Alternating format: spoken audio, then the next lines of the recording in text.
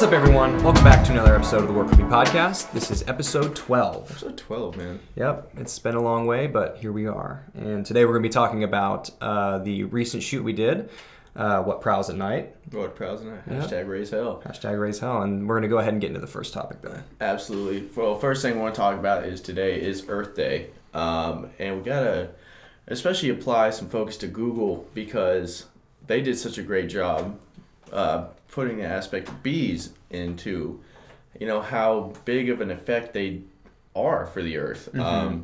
They were putting up the facts about it, and like 2/3 of the world's crop is pollinated by bees, as well as 85% of all the flowers. Mm-hmm. And they outdid themselves. That's so cool how they focus straight on bees. The smallest thing in the world, not the smallest thing in the world, but like the smallest animal can make such a big impact on the world. Yeah, and that's such a cool thing to me, man. Especially because that's what we kind of based our whole company around was the bees. Yeah, it kind of caught us by surprise too, because I remember I was just going on Google to do some work or something, and boom, the bees pop up. And it has facts about the bees and celebrating Earth Day, but also celebrating the bees and showing how much of an impact they have in the world. That was cool. That was really cool.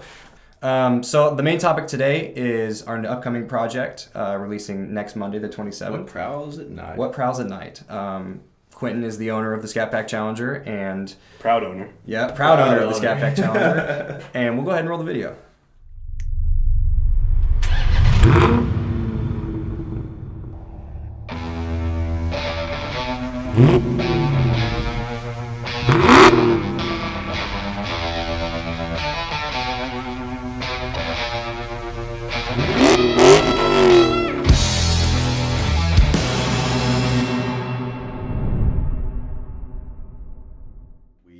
This is all focused around his ride. We wanted to capture the intimidation level of the car with the night. And that's, I think, what brought this video together. Mm-hmm. Which What Prowls at Night is this Challenger Scat Pack. And it looks so cool on film. We got all the footage. It looks so cool. So what was your experience behind being in the other car? Because we were thinking more production. Andrew's whole body's hanging out of the car. Yeah, I'm hanging out the window. And but yeah, what was your perspective on the whole thing? Well, first of all, so that was their second day of shooting, so I already kind of knew how we're gonna play it out. So we had you had a headset on, listening to me, and so we were getting some feedback like, hey, you need to move forward, move backwards. So it was really exciting for me getting to see what the next wave of all these different pictures and videos that we're gonna get to see that I was in love with. I thought they looked incredible, so I was really excited to see how they're gonna turn out again.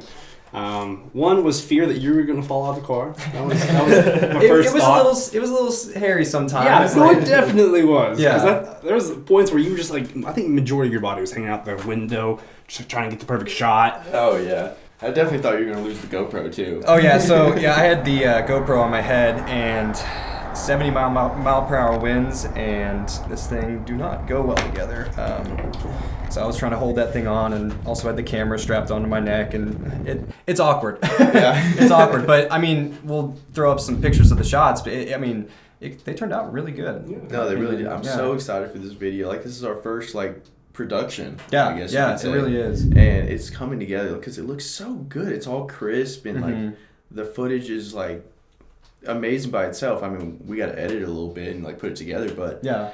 It's there. It's already set for us, and it looks so good. It looks mean. It does look mean. It really does. There's certain shots and certain videos that, oof, I'm glad I have this car. Yeah. Before we even did the shoot, we chose the hashtag raise hell because I think we had that vision. Yeah. We were really inspired by the Pennzoil marketing campaigns and the Dodge marketing campaigns. Those guys know how to do it. Oh, yeah. They did an amazing job of it, and we kind of wanted to replicate that by showing the when the sun goes down and when the darkness rises. Tires spinning. Do not go gentle. So that actually leads us into a really cool story that we have from the creation of this process, because we've been working on this for weeks. Yeah, it's been a long process, but how long do you think we were shooting for out there? At least a couple hours with the whole thing, driving back and forth down the highway. And that's the craziest thing is we got all these shots down one highway, and we just kept going back, circles and circles and circles. Yeah, and each shot was different because of the lighting. Yeah, it went from blue hour to dark hour, and the shots from beginning to start and in between all looked amazing. Yeah, city in the background on some of them. How much gas did you go through that? Like a quarter of a tank. So you heard it here. Scat Pack gets better gas mileage than my Honda Accord, 'cause I went through half. And I wasn't going light on it. Yeah. I was giving it the beans a couple times. Yeah, get the beans. I just remember being like, all right, Q, send it. The Hive Brands is technically international now with this project. Technically Hive Brands International. Oh, it's crazy. So we've worked with Ryan Moorcroft from the UK. Yeah. He designed the logo, and we found that deep in Google Images and bought it out from him, and it was really cool. And then also we worked with the voiceover artist for this short film is from Australia. Yeah. Very cool accent, he's very talented at what he does. So I'm excited for you guys to get to see the fruits of our labor throughout this whole process. Absolutely. I mean, like, literally half of the people that we've worked with are from outside of this country. So, yeah. I mean, you can even consider us Hive Brands International if you wanted to. Yeah. And yeah, I mean, like, this whole quarantine thing, like, it's really weird how, for us personally, it's brought us closer together with people we've never even, like, thought of coming into. I didn't think I was going to talk to someone from the UK or Australia or whatever. Absolutely. I mean, just the way we're working with different, because everybody's going through the same thing at this point. Everybody's isolated, you know, trying to find or create entertainment through their own eyes. Yeah. And when you put two things together like that, I mean, it looks amazing. Yeah, I mean, it really really does. coming together. I mean, we really made something out of Ryan Moorcroft's work and the Australian voiceover. He sounds so crisp and beautiful in this video. Yeah, he I'm so does. excited for y'all to see this, man, because it puts it together, and it really, like, the video wouldn't be the same without it. Yeah. And like I said, we were inspired by Dodge. We were inspired by Pennzoil marketing campaigns and stuff. So we're hoping that, you know, it comes together and that it receives the attention I feel like it deserves. It is a lot of work. It was a lot of work. 100%. I could have fallen out the window, and it was a lot. No, I remember because I was driving and I was like making sure you were okay. Yeah. And then I'm over here like almost going off the highway. Like, oh, At legal speeds, of course. At legal yes, speed. at Only legal legal speeds. All the whole time. 55. Yep. No, yeah. That's why we had Logan in the back to make sure that he was like, hey, y'all going a mile over. Yeah, he wasn't cop watching anything. He was just speed monitor. Yeah.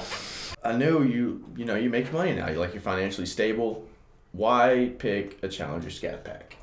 So growing up, my dad had this car, this 1970s Oldsmobile 442, kind of like a Chevelle. So it's this muscle car that I grew up loving because he restored it as I think I was like 12 years old. He restored it. He went to Oklahoma State, so he had this Oklahoma bright orange, very, some might say obnoxious color, but it was really, it stood out. So it was a really unique color, I thought. I don't think you see a lot of orange cars. So I love muscle cars. This orange, bright, vibrant color was something I really liked a lot too. Yeah. So when I was looking for my first car, I knew I wanted a muscle car. So I was obviously inspired by my dad's car. So whenever I was like, I think I need a new car, especially being cool. So I got it early March. The quarantine was kind of starting to happen. I was like, I'm gonna be locked at home. I might as well have some fun vehicle I can take out on just fun to go on a drive because I'm not gonna be able to sit at home all day. Yeah. You lose your mind. Oh yeah. Yeah, real quickly.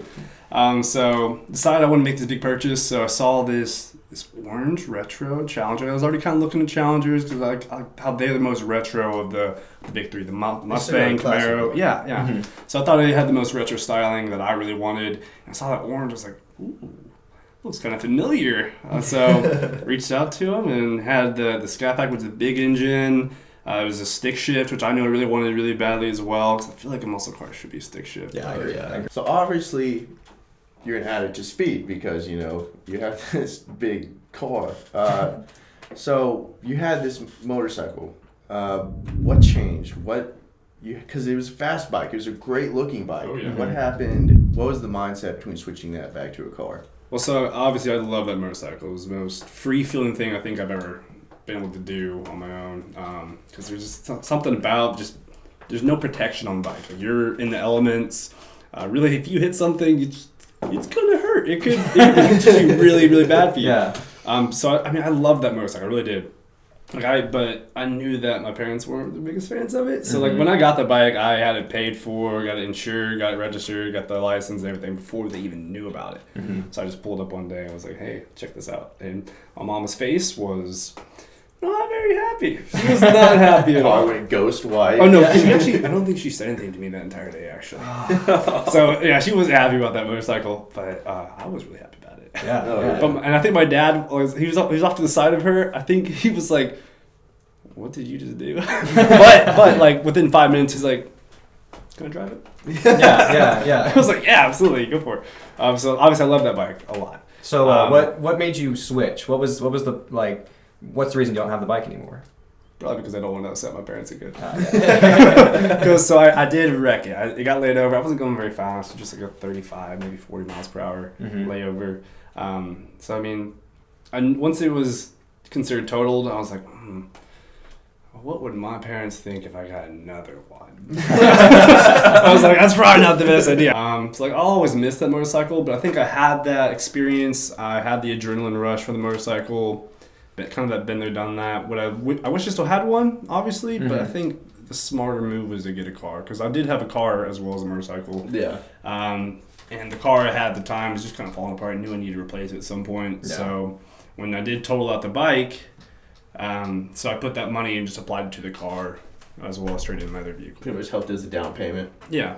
So it's like a dream car, honestly, because it really is. It's like it's a statement to show that like you love that your dad's old muscle car, like same colors, it's got the same big V8, loud, like that's really cool. It's like a modern day version of that car. Oh yeah. And the first thing my dad did whenever he saw it was like, all right, let's go for a good purchase. Okay, so we're so excited for y'all to see this video. What Prowls and I was such a great production for us to accomplish, and although we still got a little bit of editing to do, it's coming out next Monday on April 27th. So keep your calendars open, keep them ready, and be ready to watch this new video because it looks amazing. We're very excited for it. So that actually concludes this episode of the Work Will Be Podcast. I'm Andrew. And I'm Brett. I'm James. Thank you for joining us. Absolutely. We'll see you next time.